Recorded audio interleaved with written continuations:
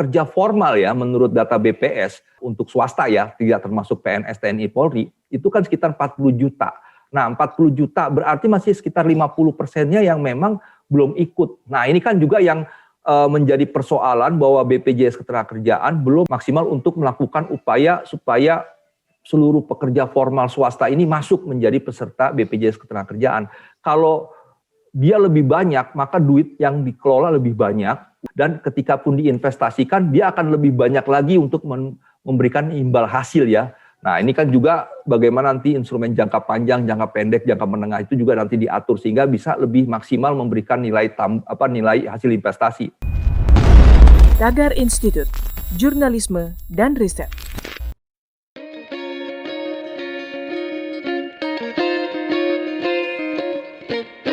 Halo Tagarians, para penonton Tagar TV dan juga pembaca Tagar ID, apa kabarnya? Senang sekali saya, Kori Olivia, bisa kembali menemani Anda di Tagar TV.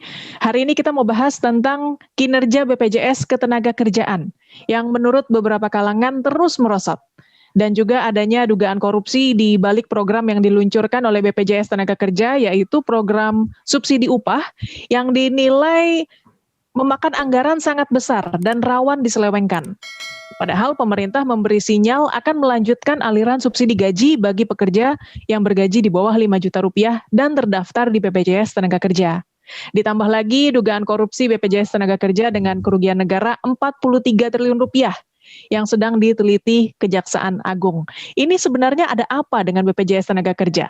Untuk membahasnya, saya sudah bersama dengan Bapak Timbul Siregar, Koordinator Advokasi BPJS Watch.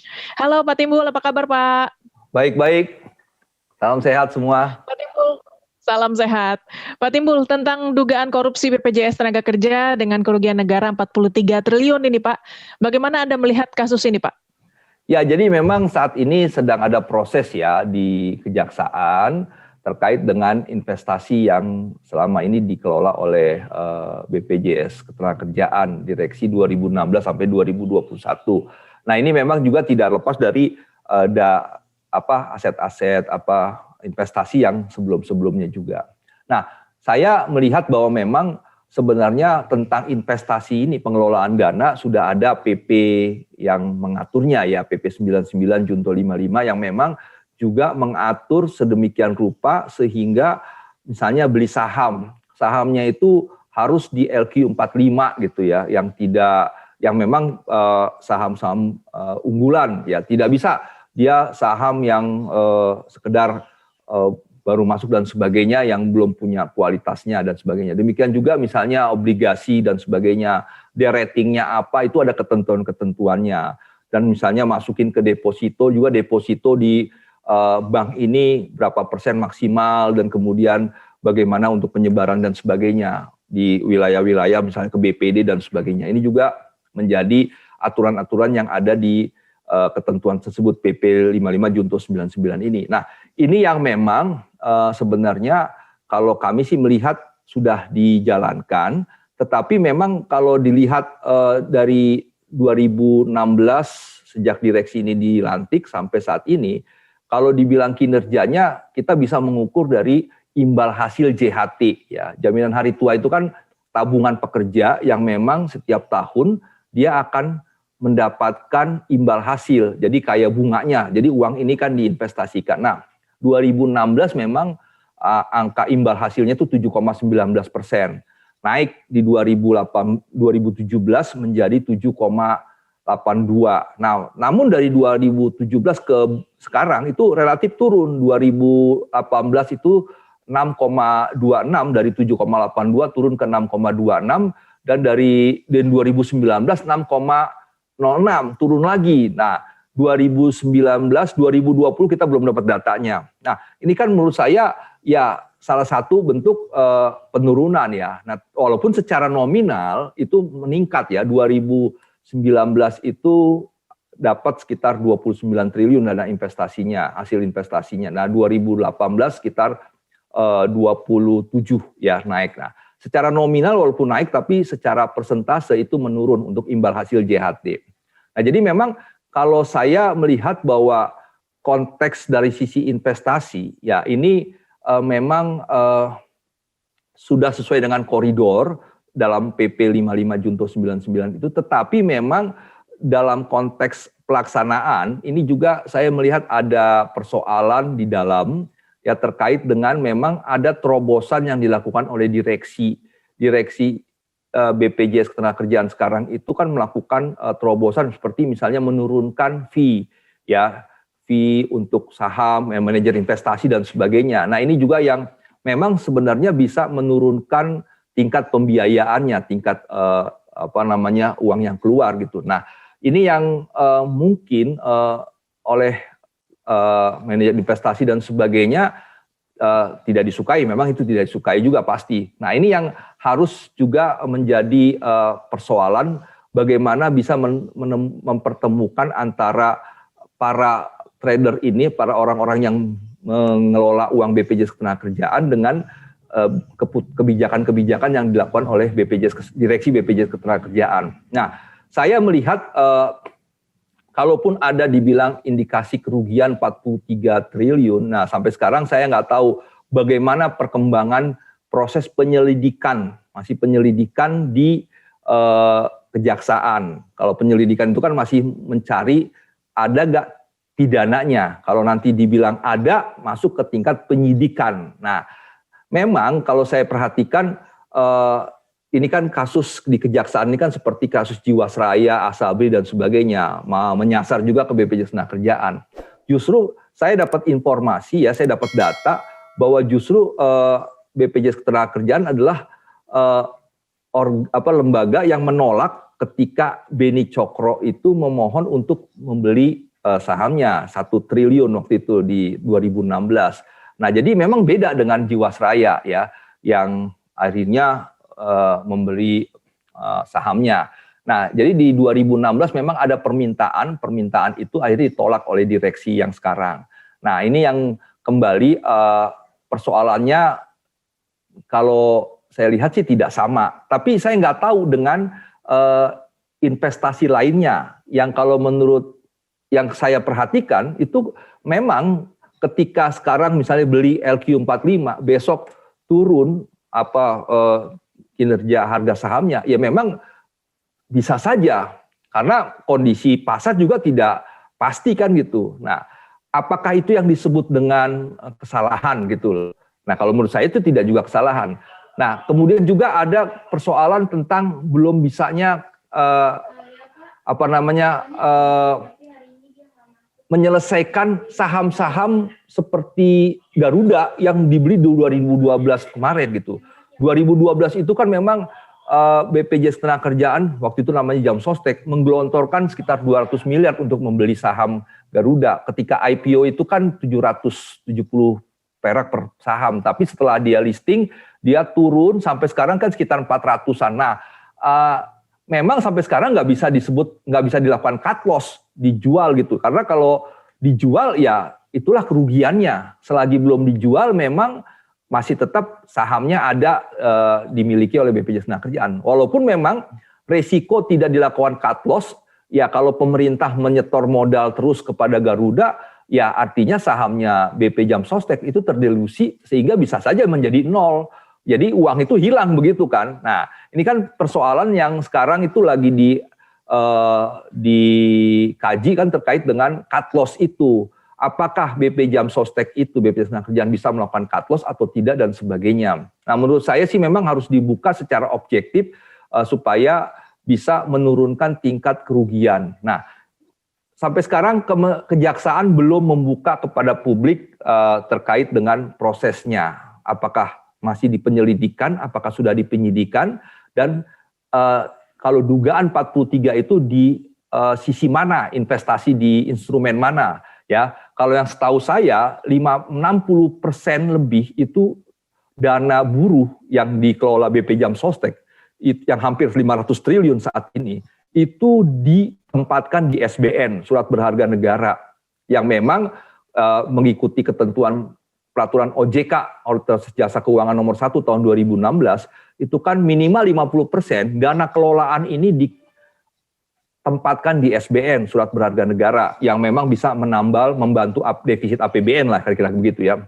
Nah, memang ini angkanya tinggi nih, sekitar 60% lebih walaupun diamanatkan 50% minimal, tapi lebih dari itu. Nah, ini yang memang kalau dari sisi nilai tambah yang akan didapat, itu kan relatif tidak terlampau baik kalau sekitar 60-an itu ditaruh di SBN. Karena kan imbal hasilnya juga tidak sebaik saham. Saham itu walaupun reksadana saham maupun saham langsung itu kan juga bisa sekitar 14% ya. Kalau yang di SBN itu kan ya sekitar 7-8%, apalagi kan BI rate kan turun sekarang 3,75%. Nah ini juga kan nanti bagaimana suku bunga SBN juga kan bisa turun kalau suku bunga BI rate turun dan sebagainya. Nah ini kan persoalan yang memang harus dibuka oleh kejaksaan. Sampai sekarang saya nggak tahu prosesnya sampai di mana.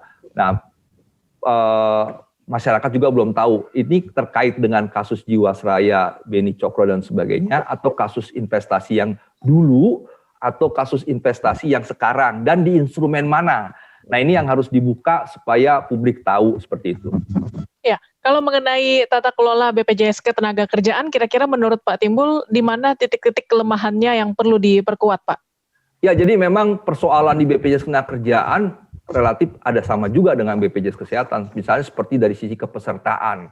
Nah, sisi kepesertaan itu kan kalau kita lihat dari sisi regulasi mewajibkan seluruh pekerja formal itu ikut BPJS Ketenagakerjaan. Tapi kan faktanya di tahun ini saja masih sekitar 20 jutaan peserta JKK-JKM, kecelakaan kerja kematian. Nah, kecelakaan kematian ini kan juga sebenarnya wajib pekerja formal ya, menurut data BPS, ya angkatan kerja yang bekerja di sektor formal untuk swasta ya, tidak termasuk PNS, TNI, Polri, itu kan sekitar 40 juta. Nah, 40 juta berarti masih sekitar 50%-nya yang memang belum ikut. Nah, ini kan juga yang menjadi persoalan bahwa BPJS Ketenagakerjaan belum maksimal untuk melakukan upaya supaya seluruh pekerja formal swasta ini masuk menjadi peserta BPJS Ketenagakerjaan. Kalau dia lebih banyak, maka duit yang dikelola lebih banyak, uang yang dikelola lebih banyak, dan ketika pun diinvestasikan, dia akan lebih banyak lagi untuk memberikan imbal hasil ya. Nah ini kan juga bagaimana nanti instrumen jangka panjang, jangka pendek, jangka menengah itu juga nanti diatur sehingga bisa lebih maksimal memberikan nilai hasil investasi.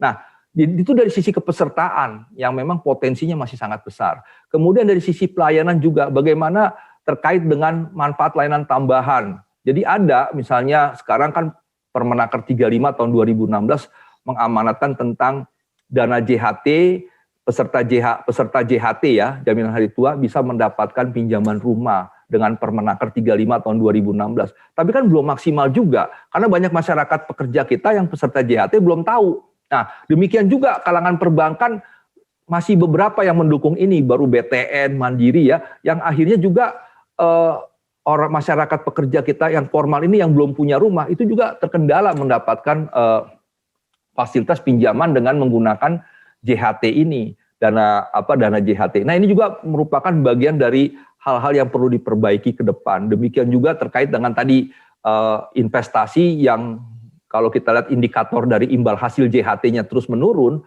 Nah itu kita harapkan bisa ditingkatkan ke depan supaya dana tabungan pekerja ini lebih besar lagi sehingga bisa menjamin kesejahteraan pekerja pasca dia PHK ataupun pasca dia pensiun nantinya gitu. Nah jadi dari sisi kepesertaan, dari sisi pelayanan juga ada beberapa misalnya sampai sekarang misalnya nih, ini bukan terkait tata kelola saja sih, tetapi bagaimana terkait dengan regulasi yang sampai sekarang Menteri Ketenagakerjaan belum mengeluarkan permenakernya, belum ditandatangani oleh Menteri Tenaga Kerja nih.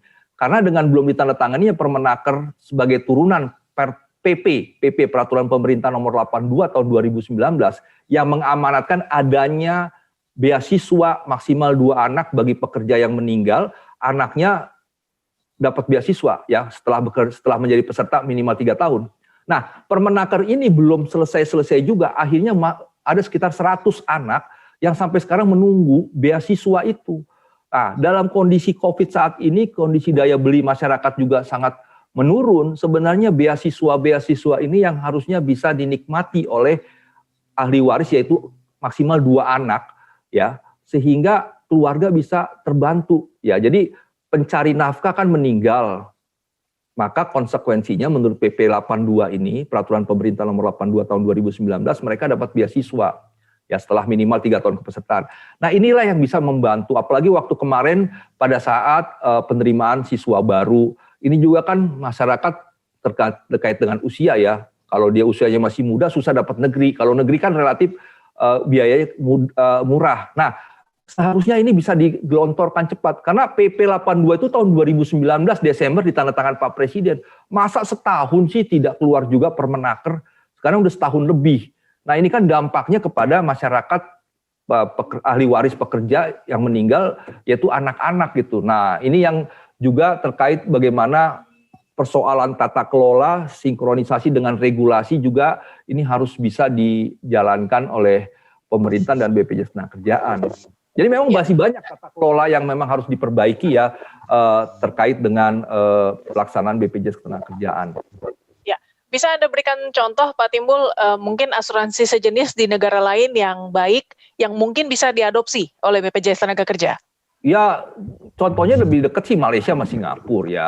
Bagaimana mereka, Malaysia saja ya, itu waktu Krismon itu bisa jam sostek di sana ya, itu bisa membantu pemerintah sehingga menghadang laju penguatan dolar dengan dana buruh yang masyarakat di Malaysia kan sekitar 24 juta ya. Artinya nggak semuanya juga jadi pekerja. Nah, ini kan persoalan bagaimana mengelola uang yang besar yang akhirnya bisa bermanfaat untuk pekerja dengan jaminan sosial itu.